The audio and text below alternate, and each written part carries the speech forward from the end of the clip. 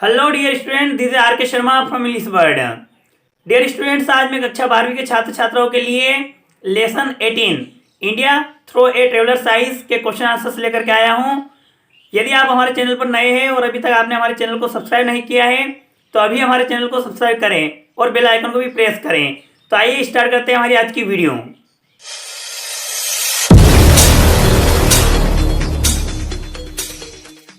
पहला क्वेश्चन आपका है, what is the author's nationality, मतलब कि जो यहां पर लेखक है उसकी राष्ट्रीयता क्या है। तो आपका आंसर रहेगा शी वाज एन अमेरिकन, कि वह एक अमेरिकन थी, मतलब अमेरिका की रहने वाली थी। अगला प्रश्न है, how can you tell the author had always loved India, तुम किस प्रकार से कह सकते हो कि जो ऑथर है आपका लेखक है वो हमेशा भारत से स्नेह रखता था। तो आपका आंसर बनेगा द ऑथर सेज, मतलब लेखक यहां पर बोलती है, कहती थी क्या, डेट की India had always been part of the background of her life, मतलब इंडिया हमेशा से उसके जीवन का एक हिस्सा रहा है। Their family doctor and his wife had told stories about India, उनके जो फैमिली डॉक्टर है और उनकी जो वाइफ है वो क्या थे, एक इंडियन थे और उसे इंडिया के बारे में कई कहानियां बताया करते थे। Her father told her things about India through Buddhism, और बुद्धिज्म के द्वारा जो बुद्धिज्म एक ग्रंथ है उससे उसके पिता ने भी उन्हें कई सारी बातें इंडिया के बारे में बताई हैं। This things so that she loved India very much, ये चीजें बताती है कि वो क्या करती थी, इंडिया से बहुत ज्यादा स्नेह रखती थी। अगला प्रश्न है, describe the people of Kashmir, मतलब कश्मीर के लोगों का आपको वर्णन करना है। तो आपका आंसर रहेगा the people of Kashmir are often fair, मतलब कश्मीर के लोग जो होते हैं गोरे होते हैं। अर्बन हेयर्ड, मतलब घुंघराले बाल होते हैं उनके। Blue eyed women are beauties there, और नीली नीली आंखें जिन औरतों की वो वहां की क्या है, सुंदरता भी प्रतीत करती हैं। The skin colour of Kashmiri is lovely cream, मतलब स्किन का जो त्वचा का जो रंग होता है कश्मीरियों का वो क्रीम कलर का होता है। And the features are as classic as Greek, और उनके जो फीचर मतलब उनके जो शरीर की बनावट होती है वो ग्रीक के लोगों के समान होती है। अगला प्रश्न है आपका, in what way had independence India influenced the world, मतलब जो स्वतंत्र भारत है उसने पूरे वर्ल्ड पर, पूरी दुनिया पर किस प्रकार से प्रभाव डाला। तो आपका आंसर रहेगा India has managed to maintain her independence, मतलब इंडिया ने अपने आप को मैनेज किया है अपनी स्वतंत्रता को मेंटेन रखने के लिए। सी हैज प्रोड्यूस्ड सुपीरियर इंडिविजुअल्स, मतलब यहाँ के नागरिक बहुत अच्छे बन गए हैं। People of India have put a good use of English gave and left, मतलब भारत को जो अंग्रेजों के द्वारा जो मिला या जो छोड़ दिया गया यहाँ पर उसका भारत ने बहुत अच्छे से उपयोग किया है। The knowledge of the west, मतलब पश्चिमी जो ज्ञान है उस ज्ञान का भी बहुत ज्यादा हमने उपयोग किया है। They are also benefited by the pure and exactly enunciated English, है ना, और उन्होंने बहुत अच्छा, उन्हें बहुत ज्यादा प्रॉफिट मिला है किससे, जो नजाकत से, मतलब कि जो अंग्रेजी जो बोली जाती है हमारे यहाँ पर उसका। Indians woman become the first woman, और भारतीय महिला जो प्रथम क्या बनी थी, president of general assembly of the United nation, United nation की जो जनरल असेंबली की जो पहली महिला अध्यक्ष जो थी वो कौन थी, भारतीय महिला ही थी। अगला प्रश्न है आपका, which are the two groups that the author is interested in, मतलब वो दो ग्रुप्स कौन से जिनमें यहाँ पर जो आपकी लेखिका है वो क्या थी, इंटरेस्टेड थी, मतलब उसे रुचि थी।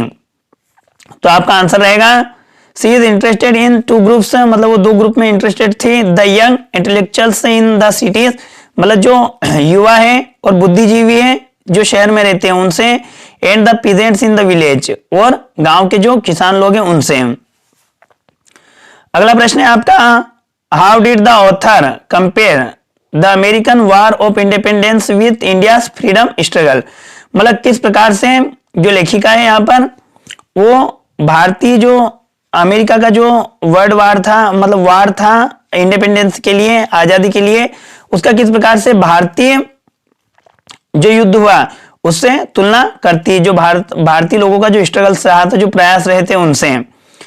तो आपका आंसर बनेगा सी सेज, वह कहती है डेट की American war of independence is nothing and appears to shrink in size and concept, मतलब क्या है कि उसके लिए अमेरिका का जो वार हुआ था स्वतंत्रता के लिए, वो कुछ भी नहीं है, और वो प्रतीत होता है, कैसा प्रतीत होता है, श्रिंक इन साइज, मतलब कि साइज में भी छोटा प्रतीत होता है, एंड कॉन्सेप्ट, और विचारों में भी छोटा प्रतीत होता है, when compared to India's bloodless freedom struggle, जब वो किससे कंपेयर करती हैं, भारत के जो अहिंसा का जो हमने जो स्ट्रगल किया था, जो प्रयास किए थे स्वतंत्रता के लिए, उससे जब वो तुलना करती है तो बहुत कुछ भी वो मतलब महसूस नहीं होता है, उसे नथिंग लगता है।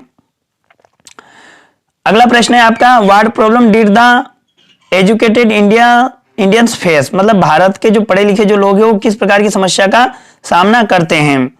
तो आपका आंसर बनेगा द प्रॉब्लम वाज डेट, मतलब प्रॉब्लम ये है कि thousands of young intellectuals trained in English schools wrote for job, मतलब यहाँ पर क्या होते हैं, थाउजेंड्स मतलब हजारों की संख्या में जो युवा लोग हैं उनको इंग्लिश में ट्रेन किया जाता है, उसके बावजूद भी उन्हें जॉब नहीं मिलती। They did not exist except in the limited civil services, मतलब उन्हें किसी लिमिटेड सिविल सर्विस में ही चांस मिलता है। तो ये प्रॉब्लम्स यहाँ के जो एजुकेटेड जो यंग मैन है वो बहुत ज्यादा फेस करते हैं।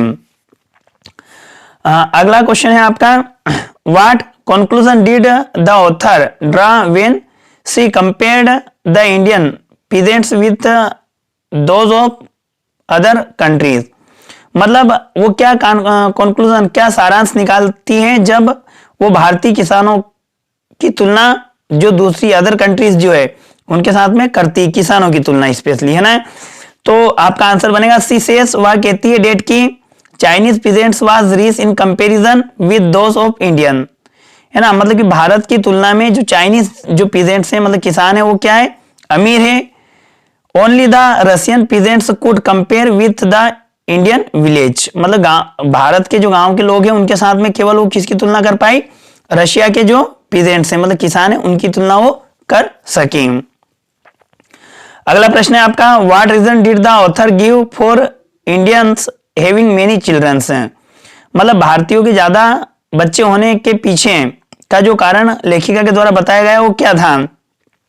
आपका आंसर रहेगा सी सेज, वह कहती है डेट की life span in India was only 27 years, वह बोलती है कि जो भारत में जो जीवन की अवधि है वो केवल 27 ईयर्स की है, 27 वर्षों की है। सो लाइफ वाज, इसलिए यहाँ पर जो जीवन होता है बहुत जल्दी में रहता है, स्टेनेंस होता है, मतलब कि जल्दी गति बहुत तेज है उसकी। A man married very young, मतलब कि किसी भी व्यक्ति की बहुत ही जल्दी शादी कर दी जाती है, सो डेट, ताकि there could be as many children as possible before he died, मतलब उसकी मृत्यु के पहले जितने ज्यादा बच्चे वो कर सके उतने वो कर ले, ये रीजन उसके द्वारा दिया गया है। अगला प्रश्न है, what misconceptions about England was removed when the author visited India, जब लेखिका ने भारत को देखा तो इंग्लैंड के प्रति उसका एक भ्रम था, वो कौन सा भ्रम रिमूव हो गया, मतलब हट गया। तो आपका आंसर बनेगा सी लव्ड इंग्लैंड, मतलब वह इंग्लैंड से बहुत ज्यादा स्नेह करती थी, प्यार करती थी। She was of the opinion that, उसकी एक राय थी, एक तर्क था कि the English were the finest people on the earth, उसका ऐसा मानना था कि अर्थ पर केवल अंग्रेज लोग हैं वही सबसे अच्छे लोग हैं।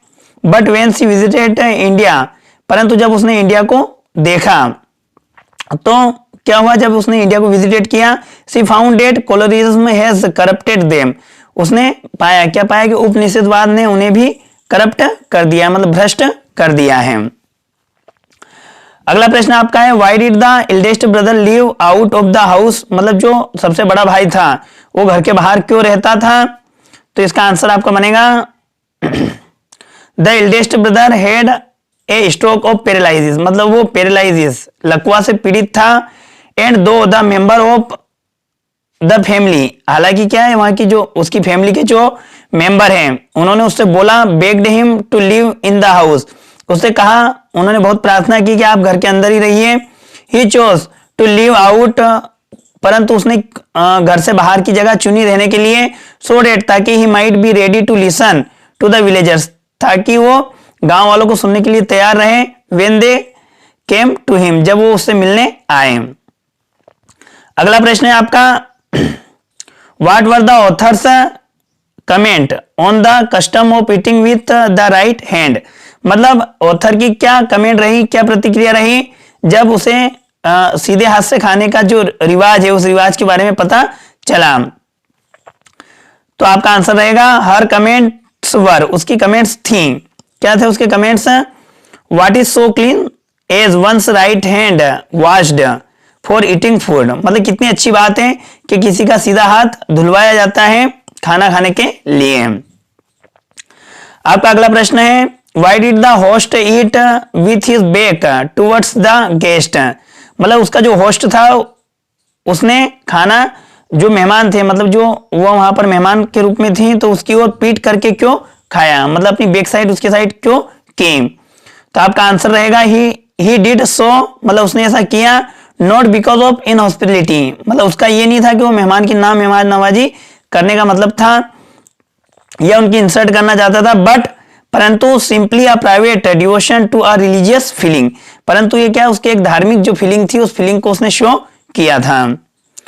नेक्स्ट क्वेश्चन आपका है describe the incident at the intellectual's house that made the author appreciate the place of religion in Indian life, मतलब उसका जो होस्ट था उसके घर पर एक एक्सीडेंट हुआ था, इंसिडेंट हुआ था मतलब एक घटना घटित हुई थी जिससे लेखिका को विश्वास हुआ कि आज भी भारतीयों के जीवन में धर्म का बहुत ज्यादा इंपोर्टेंस है, महत्व है, उसको आपको डिस्क्राइब करना है। तो आपका आंसर रहेगा द ऑथर ऑब्जर्व, मतलब कि ऑथर ने देखा, लेखिका ने देखा कि religion was ever present in Indians life, कि आज भी भारतीयों के जीवन में जो है धर्म का विशेष स्थान है। क्या इंसिडेंट था वो बताना आपको।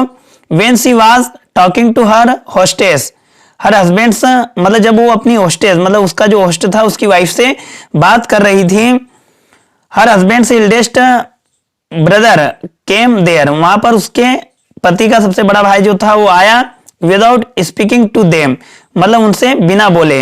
ही moved gracefully to the far end of the room, मतलब वो रूम के सबसे दूर के कोने में जाकर के खड़ा हुआ।